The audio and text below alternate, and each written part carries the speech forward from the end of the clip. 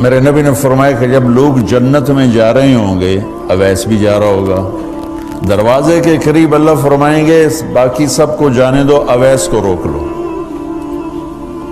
تو وہ اویس پریشان ہو جائیں گے کہ اب بوئے تے آتے کیوں رکاوٹ بن گئی، دروازے پہ آگے کیا رکاوٹ ہو گئی؟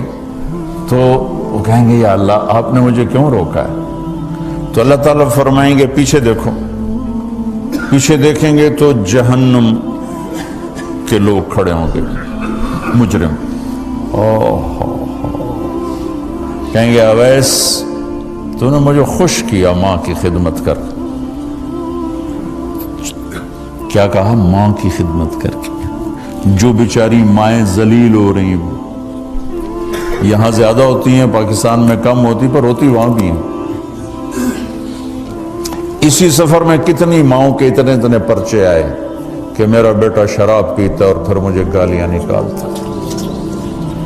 بھر گئے میری جیبیں پرچوں سے، کیونکہ مستورات بھی بیان میں آتی تھی، تو ہر بیان میں کوئی نہ کوئی پرچہ آیا کہ میرا بچہ مجھے گالیاں نکالتا ہے، شراب پیتا ہے، زنا کرتا ہے، پھر مجھے گالیاں نکالتا ہے۔ تو یہاں زیادہ ذلیل ہیں، ہمارے ہاں بھی کوئی کم ذلیل نہیں ہے۔ کوئی قسمت والی ماں ہے جس کو فرما بردار اولاد ملتی ہے، تو اللہ فرمائیں گے اویس تو نے مجھے بہت خوش کیا ماں کی خدمت۔ دیکھیے جہنم کے لوگ کھڑے ہیں، تو انگلی کا اشارہ کرتا جا، اللہ جدھر جدھر تیری انگلی کا اشارہ ہوگا ادھر ادھر لوگوں کو جہنم سے نکال کے جنت میں ڈال دوں۔ آج میں تیری توفیل لاکھوں آدمیوں کو جنت میں پہنچاؤں گا۔ عدد ربیہ و مدر، لاکھوں کا لفظ نہیں آتا، ربیہ و مدر عرب کے دو قبیلے اپنی تعداد میں سب سے زیادہ تھے۔ تو اللہ تعالیٰ کہیں گے اویس آج تیری توفیل جتنا ربیہ اور مدر دو بڑے قبیلوں کے لوگ ہیں، اتنے مجرم آج تیری توفیل جنت میں ڈال دوں۔ سبحان اللہ اکبر۔ جب میرے رب نے مقام بخشا کہ عمر اور علی سے کہا جا رہا ہے دعا کروانا، اور جنت کے دروازے پر کھڑا کر کے فرمایا جا رہا ہے پیچھے نظر دوڑا، دیکھ جتنے جہنم کے لوگ کھڑے ہیں، اشارہ کر تیرے طفیل آج ربیہ اور مضر کی تعداد کے برابر لوگوں کو جنت میں ڈالوں۔ ایک اور واقعہ بھی سناتا ہوں۔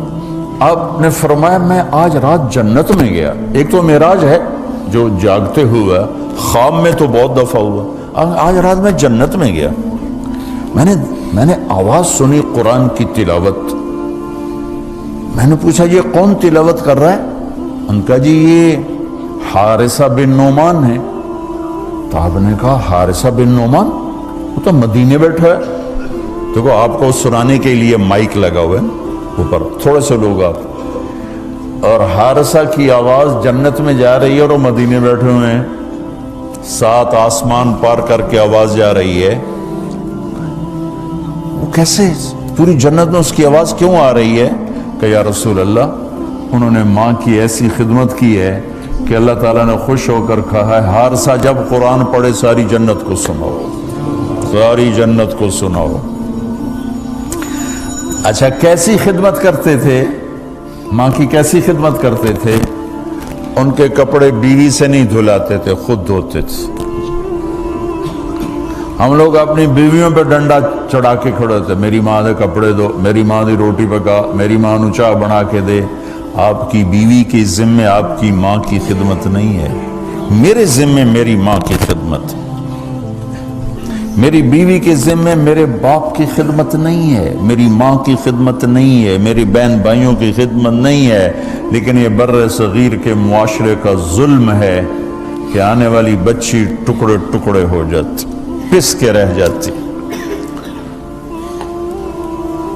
اور ایک ظلم و ستم کی چکی میں وہ قیمہ بن جاتا۔ ساس کا ظلم، سسر کا ظلم، خامد کی بہنوں کا ظلم، بھائیوں کا ظلم، تانے بولیاں، اس بیچاری نے بچے کیا پالنے ہیں، وہ تو روتے روتے زندگی گزار دیتی۔ میرے ذمہ ہے ماں کی خدمت، میری بیوی کے ذمہ نہیں ہے۔ پوچھو مفتیوں سے، ماں کے لیے کیا کرتے تھے؟ سالن خود بناتے تھے، آٹا گوندتے تھے، روٹی پکاتے تھے، پھر تھالی میں پلیٹ میں رکھ کر ماں کو سامنے بٹھا کر خود کھلاتے تھے، کھلاتے بھی خود، اور ماں کو تیل لگاتے، کنگھی کرتے، جوئیں نکالتے۔ اور کبھی اماں کوئی کام کہہ دیتی اور سمجھ میں نہیں آیا تو یہ نہیں کہتے تھے ماں جی کیا جائے، اپنی بیوی کو باہر بلا کر کہتے ماں جی نے کیا کہا ہے مجھے سمجھ میں نہیں آیا۔ ایک دفعہ موسیٰ علیہ السلام نے پوچھا یا اللہ میرا جنت کا ساتھی کون ہے؟ تو موسیٰ علیہ السلام نے فرمایا فلاں قصائی تیرا جنت کا ساتھی۔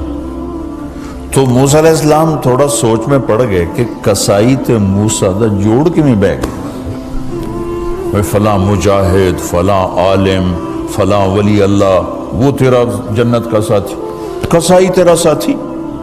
تو موسیٰ علیہ السلام نے پتہ پوچھا اور پہنچ گئے۔ تو وہ گوشت کی دکانوں میں ایک دکان اس کے بھی تھے، وہ بٹھا چوکڑی مار کے تھا اپنا بیچی جاندہ تھے، ٹکی جاندہ ہے۔ کوئی موسیٰ علیہ السلام کو اسپیشل چیز نظر نہیں آئی۔ جب شام کو وہ چلنے لگا، جب وہ اس کا گوشت ختم ہو گیا تو اس نے ایک ٹوٹا تھیلے میں ڈالا اور چل پڑا، موسیٰ علیہ السلام بھی ساتھ چل پڑے۔ وہ گھر پہنچا تو موسیٰ علیہ السلام نے کہا میں آ جاؤں؟ کہا جی آ جاؤ۔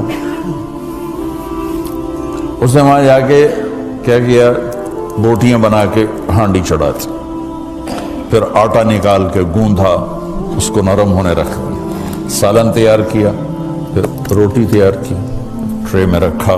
ایک عورت اس طرح پڑی تھی، اس کو جا کے ہلایا، ماں جی، آنکھ کھولی، ایک ہاتھ سے اٹھایا، سہارا دیا، دوسرے ہاتھ سے نوالے بنا بنا کے کھلاتا رہا، کھلاتا رہا، کھلاتا رہا۔ تو اس نے یوں سر ہلایا کہ مطلب میری بس۔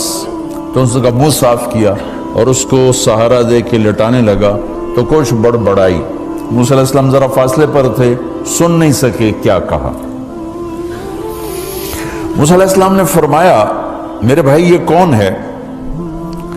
کہا جی میری ماں ہے، اور میں جب صبح جاتا ہوں نا کام پر تو اس کے سارے خدمت کر کے روٹی پانی کھلا پلا پھر میں جاتا ہوں، پھر جب شام کو واپس آتا ہوں تو پہلے میں اس کی یہ خدمت کرتا ہوں۔ بیوی سے نہیں کہا، خود کیا۔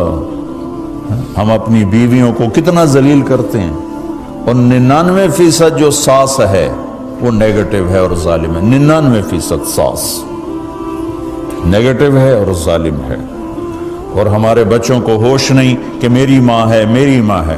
ماں کی وجہ سے بیوی کو تباہ نہ کرو، اور بیوی کی وجہ سے ماں کو تباہ نہ کرو، اس میں بیلنس کرو۔ بیوی کے عشق میں ماں باپ ذلیل نہ ہو، اور ماں باپ کے عدم میں بیوی ذلیل نہ ہو۔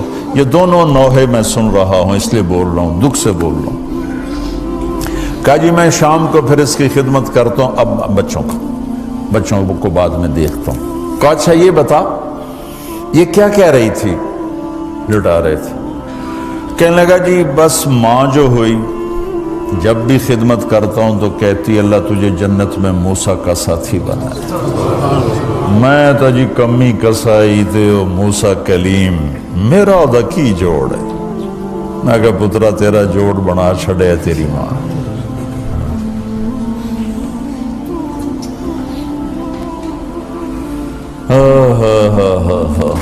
ماں باپ زندہ ہیں دعا لو، فوت ہو گئے ان کی قبروں پہ جایا کرو، وہاں بیٹھ کے قرآن پڑھا کرو۔ جو بچہ پڑھے گا وہ اتنا طاقتور ہو کے ماں باپ کو لگے گا، اگر وہ فوت ہو چکے ہیں۔ زندہ ہیں دعا لو، مر گئے ہیں ان کے لیے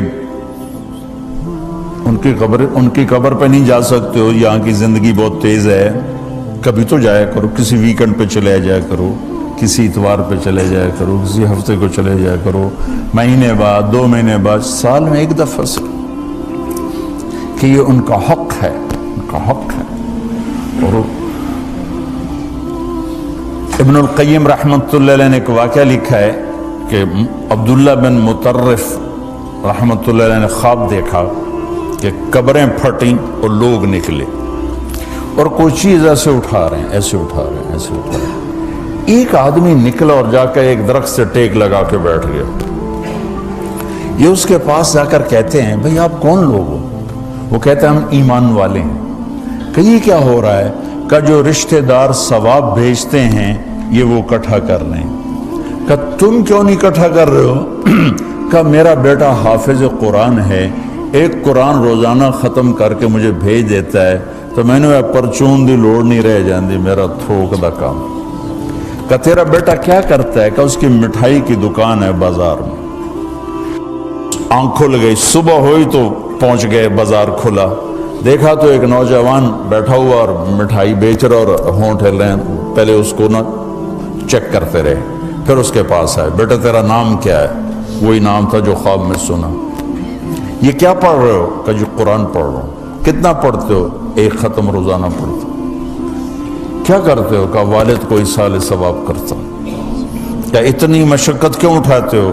کہ وہ میرے لیے بہت کچھ چھوڑ گیا، میں چاہتا ہوں میں بھی اس کے لیے کچھ حصہ بنتا رہوں. تو یہ والدین کے حقوق میں سے ہے کہ اگر وہ چلے گئے ہیں ان کے لیے ایصال ثواب کرو.